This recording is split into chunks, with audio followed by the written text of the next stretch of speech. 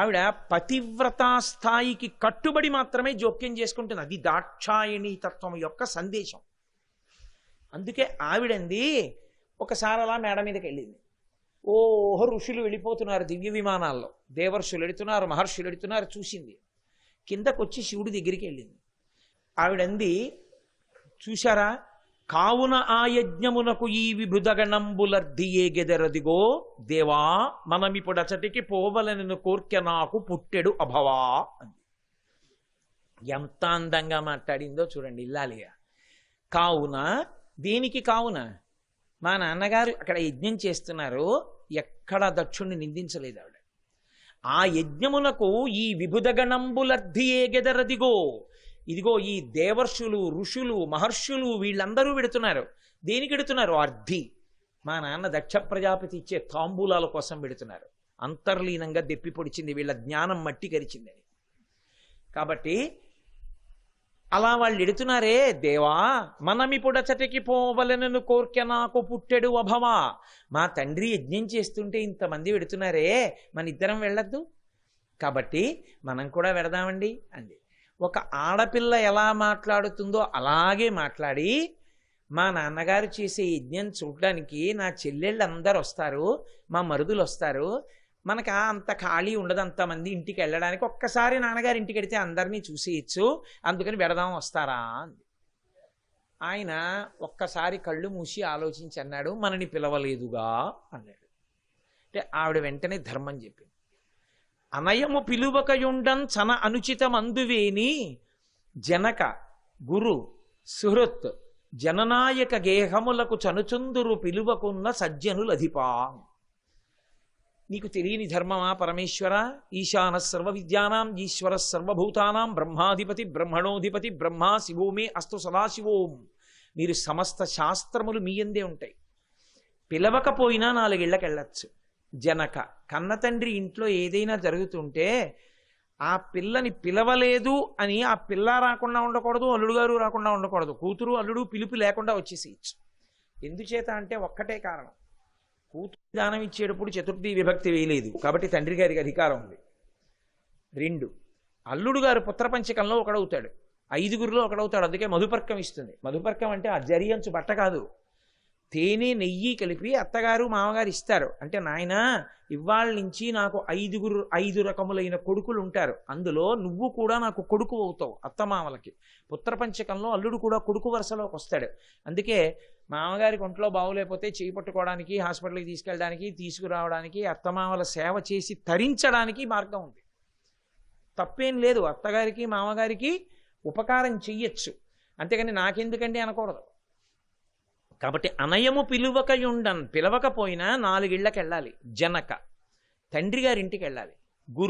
గురువు గారింట్లో ఏదైనా ఉత్సవం జరుగుతుంటే మా గురువుగారు మమ్మల్ని పిలవలేదనకూడదు, వెళ్ళిపోవాలి. సుహృత్, మంచి స్నేహితుడు నాకు మా రామకృష్ణారావు గారిలా, అటువంటి సుహృత్ ఇంట్లో ఏదో జరుగుతోంది ఉత్సవం, పిలవక్కర్లేదు, వెళ్ళిపోవడమే. సుహృత్ జననాయక, రాజ్యాన్ని ఏలేటటువంటి రాజు, ఆ రాజుగారి ఇంట్లో ఉత్సవం జరుగుతోంది, ప్రజల్ని పిలవక్కర్లేదు, వెళ్ళచ్చు. ఈ 4 చోట్లకి వెళ్ళచ్చు. ఇప్పుడు నా తండ్రి ఇంట్లో జరిగితే పిలవాలని ఎక్కడుంది? కాబట్టి వెళ్ళాలిగా, శాస్త్రం అది కదా, మరి మీరు ఎందుకు కాదంటున్నారండి? ఆయన అన్నాడు, ఇంకెంతకని దాస్తాడు? పార్వతి, నాకు ఈ శాస్త్రం తెలియక కాదు, ఎందుకు వద్దన్నానో తెలుసా? కుటిల బుద్ధులైన కుజనుల ఇండ్లకు ఆర్యులేగవారనాదరమున బమలు ముడులు వీచి భూరి రాషాక్షులై చూతురదియు కాక ఇదియు వినుము. నోటితో ఏమనరు అసలు, ఇలా తలుపు తీస్తారు, తలుపు తీసి ఇలా చూస్తారు, చూసి బొమలు ముడులు వేయించి, ఇలా కనుబొమ్మలు ముడివేయించి మీరెందుకు వచ్చారు అన్నట్టుగా వెనక్కి తిరిగి లోపలికి వెళ్ళిపోతారు. కుటిల బుద్ధులైన కుజనుల ఇండ్లకు ఆర్యులేగవారనాదరమున. కుటిల బుద్ధులైన వాళ్ళ ఇంటికి పెద్ద మనసున్న వాళ్ళు వెడితే అవతల వాళ్ళు పెద్ద మనసున్న వాళ్ళు అయిపోవాలని లోకంలో ఎక్కడా లేదు. వాళ్ళు అలా చూస్తారు, చూసి పలకరించరు, పలకరించకుండా లోపలికి వెళ్ళిపోతారు. ఇప్పుడు మనమే లోపలికి వెళ్ళి పలకరించే ప్రయత్నం చేస్తే చాలా మనసు క్లీశపడేలా మాట్లాడతారు, అప్పుడు ఇబ్బంది పడతావు. నువ్వు దక్షుని కూరిమిసుతలలో ఒకతవైనను నా సంబంధముచే పూజ జాలవుతరుని ఒకప్పుడు మీ నాన్నే నాకు ఇచ్చాడు, కానీ ఇప్పుడు మీ నాన్నకి నేనంటే కోపం. ఒకప్పుడు ఒక విషయం జరిగిందని పూర్వగాథంతా చెప్పాడు. ఇప్పుడు నువ్వు నా భార్యవి, అందుకే నిన్ను చూస్తే మీ నాన్నకి నా కూతురని జ్ఞాపకం రాదు, శివుడి భార్య అని గుర్తొస్తుంది. గుర్తొచ్చి నాకు చెయ్యవలసిన అవమానం నీకు చేస్తాడు. అప్పుడు నువ్వు బాధపడతావు. దక్షుడికి నువ్వంటే ఇష్టమే, కానీ ఇప్పుడు ఎందుకు అలా అయిపోయిందో తెలుసా? నా భార్యవి కనుక. అంటే ఎంత చించలమతో చూడండి దక్షుడు. కాబట్టి నా మాట విను, వెళ్ళకన్నాడు. ఆవిడంది నేను వెడతానండి. చాలామంది, నేను ఎన్నో గ్రంథాల్లో కూడా చూశాను, భర్త చెప్పిన మాట వినక పార్వతీదేవి బయలుదేరినది అంటారు. అసలు ఆవిడ అవతార సందేశం అది కాదు. పార్వతీదేవి కాదు, పరదేవత ఎన్నడూ అలా చెయ్యదు. నేను మీతో మనవి చేసి ఆవిడ ఇలా చేసింది అంటే శివా విశ్వాహ భేషజీ తప్పు దిద్దాలి ఇప్పుడు ఆవిడ. అందుకని ఆవిడంది నేను వెళ్ళొస్తాను. తప్పకుండా ఆవిడని వెళ్ళవద్దు అంటుంటే వెళ్ళలేదు, వెళ్ళమని శివుడే అన్నాడు. కానీ ఎలా వెళ్ళిందంటే, నా భర్త ఆగ్రహానికి గురి అయి తండ్రి యజ్ఞం చేస్తున్నాడు అని కట్టుబట్టతో బయలుదేరింది. సాధారణంగా ఎలా ఉంటుందంటే, పుట్టింటికి వెళ్ళేటప్పుడు ఆడవాళ్ళు మెట్టినింటిలో తాము పొందిన ఐశ్వర్యము ప్రకటనమయ్యేటట్టు పెడతారు. ఎందుచేత అంటే, తల్లికి తండ్రికి ఎప్పుడూ ఏ ప్రశ్న వేస్తారంటే, అమ్మ నువ్వు సంతోషంగా ఉన్నావా నాన్న అక్కడ అంటారు. ఎందుకు? ప్రేమ కదా. ఆ ప్రేమ చేత కడుపున పుట్టిన బిడ్డ కాబట్టి, అమ్మ నీకేం ఇబ్బంది లేదు కదా నాన్న అంటారు. ఆ మాట అనవలసిన అవసరం లేకుండా ఎప్పుడు కనపడుతుంది? భర్తతో కలిసి వచ్చి ఎంతో సంతోషంగా ఇద్దరూ కలిసి లోపలికి వచ్చి ఎంతో సంతోషంగా మాట్లాడుకుంటూ పలకరించారనుకోండి, అసలు ఆ ప్రశ్న తల్లిదండ్రులు లేరు. అథవా ఆయన వెనకాల వస్తున్నాడు, ముందు ఈవిడ వచ్చింది అంటే పుట్టింట్లో చేయించిన నగలు కాకుండా అత్తవారింట్లో చాలా నగలు చేయించుకుని వేసుకుని వచ్చింది అనుకోండి, పుట్టింటి వారు సంతోషిస్తారు కదా. ఓ నా కూతురు చాలా గౌరవింపబడుతోందనమాట అని సంతోషిస్తారు. అలా కాకుండా వచ్చిందనుకోండి, కలుక్కుమంటుంది పుట్టినింటి వారి హృదయం. దక్షుడు తనని అవమానించవచ్చు, కానీ దక్షుడి మనసు తానింత ప్రేమగా పార్వతీదేవిని చూస్తుండగా ఎందుకు బాధపడాలి ఆ విషయంలో? ఇది ఆయన పెద్ద మనసు పరమేశ్వరుడు. ఆయన వెంటనే ప్రమదగణాల్ని పిలిచి అన్నాడు, మీ అమ్మ కట్టుకోవడానికి కావలసినన్ని పట్టుపుట్టాలు, పెట్టుకోవడానికి కావలసినన్ని నగలు, ఆవిడ సింగారం చేసుకోవడానికి కావలసినటువంటి సమస్తమైనటువంటి అంగరాగములు అన్నీ పట్టుకెళ్ళండి అన్నాడు. అన్నీ పట్టుకున్నారు, వెనకాతల బయలుదేరారు. తల్లి వెడుతోంది ముందు. తిన్నగా దక్ష ప్రజాపతి యజ్ఞం చేస్తున్న యజ్ఞవాట మనకు వెళ్ళింది. అదే మా దక్షారామం కాకినాడలో. కర్మకాలది ద్రాక్షారామం అయింది. దక్షారామము దక్షుని యొక్క ఆరామము. అప్పుడు తల్లి అక్కడికి బయలుదేరి తిన్నగా వెళ్ళింది. తల్లి గబగబా పరిగెత్తుకొచ్చింది, అమ్మ బాగున్నావా అని పలకరించింది. తల్లి ఎలా ఆగగలదు? ఆగలేదు. అన్నదమ్ములు పలకరించారు, కానీ దక్షుడు మాత్రం ఇలా కన్నెత్తి కూడా చూడలేదు. దక్షుడే పలకరించినప్పుడు మనం పలకరిస్తే లేనిపోని ఉపద్రవం వస్తుందని సభలో ఉన్న వాళ్ళు ఎవ్వరూ పలకరించలేదు. ఏ పరదేవత అనుగ్రహంతో వాళ్ళు యజ్ఞం చేస్తున్నారో, ఏ తల్లి అనుగ్రహానికి వాళ్ళల్లో కదలికలున్నాయో వాళ్ళు తల్లిని పన్నెత్తి కూడా పలకరించలే. ఇప్పుడు ఆ తల్లి అంది, దక్ష ప్రజాపతిని నువ్వెందుకు శివుణ్ణి పిలవలేదు అని అడిగింది. ఆయన పెద్ద నింద చేశాడు. అనయము లుప్త క్రియాకలాపుండు మానహీనుండు మర్యాద లేనివాడు, ఇన్ని మాటలో చెప్పాడు. కాశీపట్టణంలో కూర్చుని నిందాస్తుతి నాది ఎందుకు, ఎన్నో మాటలు అన్నాడు. అన్నీ విందావిడ. విని అంది, ఏమయ్యా ఈ సభకి బ్రహ్మగారు కావలసి వచ్చాడా? బ్రహ్మగారికి తీసిపోనివాడయ్యాడా నా భర్త? నా భర్త శ్మశానంలో ఉంటాడంటున్నావు, శవాల యొక్క విభూతి ఒంటికి రాసుకుంటాడంటున్నావు, అందుచేత పూజనీయుడు కాడు అంటున్నావు. అది నిజమైతే పరగ చితాస్తి భస్మ నృకపాల జటాధరుడున్ ఉగ్ర పరేత భూచరుండు పిశాచ యుక్తుడని శర్వునమంగళుగా తలంపరెవ్వరున్ ఒక్క నీవు తప్ప, మరి వాక్పతి ముఖ్యులం మహాత్ము చరణ సరోజములన్ సమ్మతి దల్పరే మస్తకంబులన్. ఆయన ఏదో పిశాచాలు ఆయన చుట్టూ తిరుగుతుంటాయి, ఆయన మహాశ్మశానంలో ఉంటాడు ఇలా చెప్తున్నావు కదా. నిజంగా ఆయనంత పూజనీయుడు కాకపోతే నువ్వు పిలిచి తెచ్చుకున్న ఈ బ్రహ్మగారు నువ్వు ఆహ్వానించి తీసుకొచ్చిన ఈ సరస్వతి వీళ్ళందరూ పరమశివుని యొక్క పాదముల కంటుకున్నటువంటి ధూళికణాల్ని తమ తల మీద ఎందుకు చల్లుకుంటారు? వాళ్ళకే అంత గౌరవం ఉంటే నీకెక్కడి నుంచి వచ్చింది కొత్త సిద్ధాంతం? పరమేశ్వరుడు శ్మశానంలో ఉన్నాడు నిజమే. ఎందుకున్నాడు నేను మీకు మనవి చేశాను. అనుశాసనిక పర్వంలో ఆయనే చెప్పాడు అని మీతో మనవి చేశా. అసలు ఆ మాటకొస్తే ఆయన అంత కారుణ్యశీలి లేడు. శరీరం విడిచిపెట్టిన తర్వాత తోడొచ్చేవాడు ఒక్కడూ లేకపోతే నేనున్నానని అక్కడ నిలబడతాడు. ఆయన దయార్ద్ర హృదయానికి అది పరాకాష్ఠ.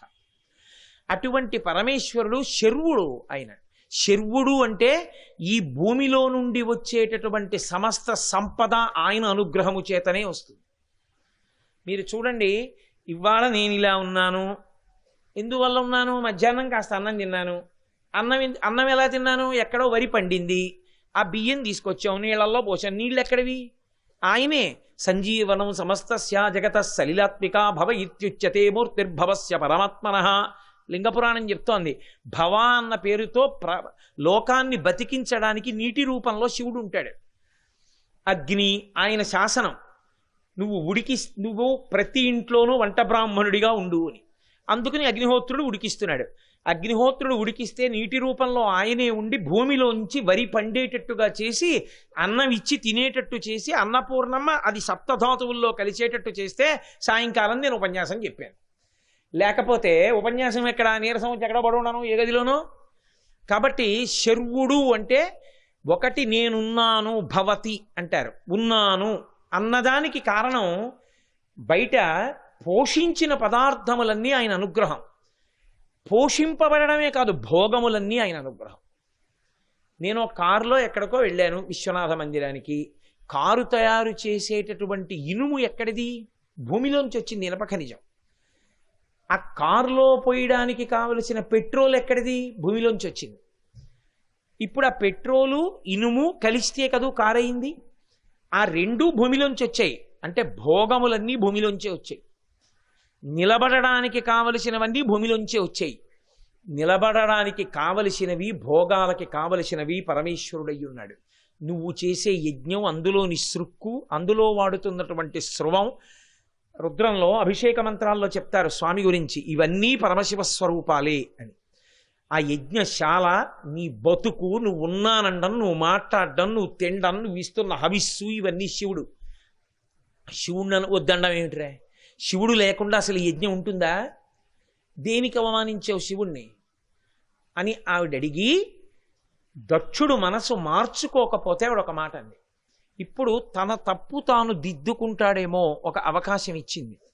ఆయన దిద్దుకునే పరిస్థితిలో లేడు. ఇప్పుడు ఆయన దిద్దుకోవట్లేదు. ఒక్కరు లేచి తప్పయా, ఆవిడ చెప్పింది నిజం, నీ బుద్ధి మార్చుకో అని అనలేదు. కాబట్టి ఇప్పుడు 3 లోకముల తప్పు అక్కడ ఉంది. ఇప్పుడు ఈ తప్పు దిద్దాలి. తప్పు దిద్దడానికి మీరు ఒక్కటి గుర్తుపెట్టుకోండి, ఆవిడ పరదేవత, ఆవిడ ఆదిపరాశక్తి. ఆవిడే తలుచుకుందనుకోండి, ఆవిడకి ఒక్క క్షణం పట్టదు యజ్ఞాన్ని ధ్వంసం చేయడం.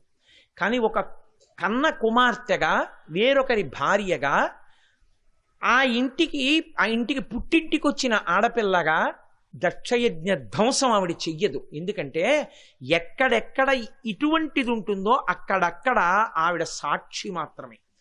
మహాప్రళయతాండవ సాక్షిణి. ఆవిడ కన్న తల్లి, చంపలేదు. ధర్మరక్షణార్థం రాక్షస సంహారం చేస్తుంది. అంటే వాడు అందులో ఉంటే ఇంకా పాడైపోతున్నాడని విడిపిస్తుంది కారుణ్యంతో.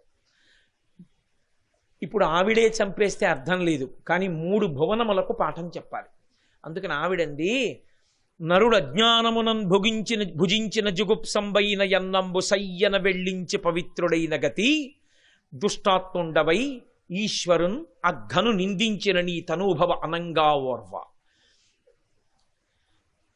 ఈ శరీరమున్ విడిచి భాస్వచ్యుద్ధి ప్రాపించదన్. నరుడు అన్నం తిన్నాడు, ఏదో పప్పన్నమో కూరన్నమో పులుసన్నమో తిన్నాడు, బాగా రుచిగా ఉంది కదా అని. తీరా కడుపు నిండా తినేసిన తర్వాత అడుగున ఇంకా బాగుంది, కొంచెం ఏమైనా ఉంటే కాస్త నంచుకోవడానికి వేసుకుందామని పెరుగు అన్నంలో వేద్దామని గరిటెతో ఇలా అన్నాడు. చచ్చిపోయిన బల్లి పైకొచ్చింది. అయ్యో, ఇంత రుచిగా ఉన్న పులుసన్నం నేను తిన్నానని కడుపులో ఉంచుకుంటాడా? వేలు పెట్టి కక్కేస్తాడా? తాను ఎంతో బాగుందని తిన్నన్నమైనా అది తిన్న అన్నం మంచన్నం కాదని తెలుసుకున్న ఉత్తర క్షణంలో నరుడు తన నోట తన వేలు పెట్టి తన కడుపులోది తాను కక్కినట్టు నరుడు అజ్ఞానమునన్ భుజించిన జుగుప్సంబైన ఎన్నంబు సయ్యన వెళ్ళించి పవిత్రుడైన గతి పనికి మాలిన వాడవై ఈశ్వరున్ అఘను నిందించిన నీ తనూభవ అనంగా ఓర్వా. ఇక నీ కూతుర్ని అన్న పేరుతో ఈ శరీరంతో బయట తిరగను. ఇలా తిరిగితే దాక్షాయిణి అంటారు నన్ను. ఇక నీ కూతురు అనిపించుకోవడం నాకు ఇష్టం లేదు. ఎందుకని అంటే ఒకనాడు నిన్ను అనుగ్రహించి నీకు కుమార్తెగా వచ్చా. నీ కుమార్తెగా ఉండడం ఇష్టం లేకే ఆ అవతారాన్ని చాలించానని లోకానికి తెలియాలి.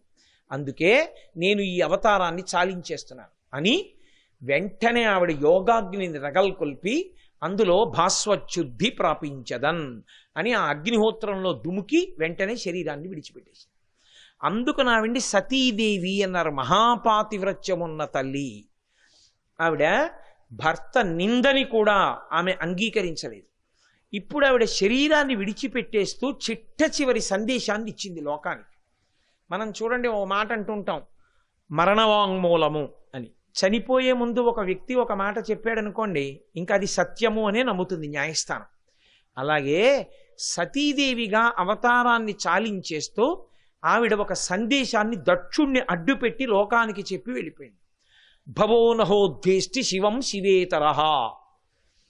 ఓరి పిచ్చాడా, శివుణ్ణి ద్వేషించి శివుణ్ణి నిందించి శివుణ్ణి విమర్శించి శివుణ్ణి దూరం చేసి శివుణ్ణి కాదని నువ్వు ఏ పని మొదలుపెట్టినా అది శివము కాదు, మంగళప్రదము కాదు. అది అశుభంగా, అమంగళకరంగా, భయంకరంగా, బీభత్సంగా ఆగిపోతుంది. నువ్వు ఇవాళ శివనిందతో మొదలుపెట్టావు కాబట్టి నీ పని పూర్తి కాదు అని చెప్పి ఆవిడ అవతారాన్ని విడిచిపెట్టింది. ఇది ఆనాటి నుండి ఈనాటికి ఏనాటికి అమ్మవారి యొక్క సందేశం. భవోనహోద్వేష్టి శివం శివేతరహ. శివుణ్ణి నింద చేసిన వాడు శివమును అనగా శుభమును పొందలేడు. ఇప్పుడు ఆవిడ శరీరాన్ని విడిచిపెట్టేసింది అన్న వార్త ప్రమథగణాలు వెంటనే వాళ్ళ కోపం వస్తుంది కదండి. మరి అమ్మవారి శరీరం విడిచిపెట్టింది, ఆ దక్షుడి మీదకి వెళ్ళారు. భృగువుది అదో విచిత్రమైన జీవితం. ఆయనకి శివద్వేషం. అందుకని ఆయన పార్వతీదేవి అమ్మవారు దాక్షాయిణి శరీరాన్ని విడిచిపెట్టింది, శివుడు అవమానింపబడ్డాడని ఆ ప్రమథగణాలు దక్షుణ్ణి ఏమీ చెయ్యలేకుండా కృత్యల్ని సృష్టించాడు. యజ్ఞంలోంచి సృష్టించి వాళ్ళని పారద్రోలేడు. ఇప్పుడు వాళ్ళు బాధపడుతూ ఏడుస్తూ కైలాసానికి వెళ్ళారు. పరమశాంతంగా కూర్చునున్నాడు పరమేశ్వరుడు. ఏమిరా ఎందుకు ఏడుస్తున్నారన్నాడు. అమ్మగారు శరీరం విడిచిపెట్టిందండి అన్నాడు. ఎందుకు విడిచిపెట్టిందిరా అన్నాడు. దక్షుడు నింద చేశాడండి మిమ్మల్ని, తట్టుకోలేక ఆవిడ శరీరం విడిచిపెట్టింది. మరి మీరేం చేశారన్నాడు కళ్ళు పెద్దవి చేసి. మేము దక్షయజ్ఞంలో దక్షుడికి బుద్ధి చెప్పడానికి మీద పడ్డాం, కానీ భృగువు కృత్యల్ని సృష్టించి మమ్మల్ని పారద్రోలేడు అన్నారు. అంతే. ఇదే కదా శివా రుద్రస్య భేషజీ. ఆవిడ శివుణ్ణి రుద్రుణ్ణి చేసేస్తుంది. అర్జుండుగ్రుడు నీలకంఠుడి బదైత్యారాతి దష్టోష్టుడై ఆజ్యద్భూరి మృగేందరోషమున భీమ ప్రక్రియన్ నవ్వుచున్ విద్యుద్వహ్నిశిఖా సముచ్చయ రుచిన్ వెల్గొందు చించజ్జటన్ సద్యక్రోధముతోడ పూంచి వైచన్ క్షమాచక్ర మధ్యంబునన్. వెంటనే ఆయన కూర్చున్న ఆసనం మించి లేచి 2 కాళ్ళు ఎడంగా పెట్టి 2 చేతులు ఇలా పైకెత్తి అన్ని దిక్కుల వంక ఒక్కసారి చూసి నోరు తెరిచి భయంకరమైనటువంటి రవంతో ఒక వికటాట్టహాసం చేశాడు. రుద్రుడైపోయాడు. అయిపోయి గంగాదేవి చేత తడపబడినటువంటి ఆ ఎర్రటి జడనొక దాన్ని పెరికి భూమి యొక్క మధ్య భాగానికేసి కొట్టాడు. కొట్టేటప్పటికి అందులోంచి ఆకాశాన్ని ఉరుసుకుంటూ పైకి వెళ్ళిపోయినటువంటి ఒక రూపం ఒకటి పైకి లేచింది. అభ్రం లిహాదభ్ర విభ్రమ బ్రభ్రమ కృణీల దీర్ఘ శరీరమర ప్రజ్వల జ్వలన దీప్త జ్వాలిక జ్వాల జజ్వల్యమాన కేశములు మెరయ జండ దిగ్వేదండ శుంఠాబదోర్దండ సహస్రద్యుతి హేతి సంఘమప్ప వీక్షణద్యుతి లోక నీక్షణ గతి దుర్నిరీక్షమగుచు గ్రకచ కఠిన కరాళ దంష్టలు వెలుంగా ఘన కపాలాస్తి మాలికలు తనరా అఖిలలోక భయంకరుండగుచు వీరభద్రుడు దయించే మారట రుద్రుడగుచు అన్నారు. అసలు ఆ పద్యమే అలా ఉంటుంది. అసలు ఆ పద్యాన్ని చదవడమే కష్టం. అంత భయంకరమైనటువంటి అటువంటి జటిలమైన పదాల సమాహారం. అంటే ఆ వచ్చిన రూపం అటువంటిది. అభ్రం లిహాదభ్ర విభ్రమ బ్రభ్రమ కృణీల దీర్ఘ శరీరమర పెద్ద శరీరం, దాని మీద వెంట్రుకలు దీపాలు పెట్టినట్టుగా అగ్నిహోత్రం తల మీద మండుతుంటే ఎలా ఉంటుందో అలా లేచి నిలబడ్డాయి. ఏనుగుల యొక్క తొండాలా అన్నట్టుగా గుండ్రంగా ఉన్నటువంటి 1000 భుజాలు, ఆ 1000 చేతులలో 1000 ఆయుధాలు పట్టుకున్నాడు. ఇదే అంటుంది కవచం.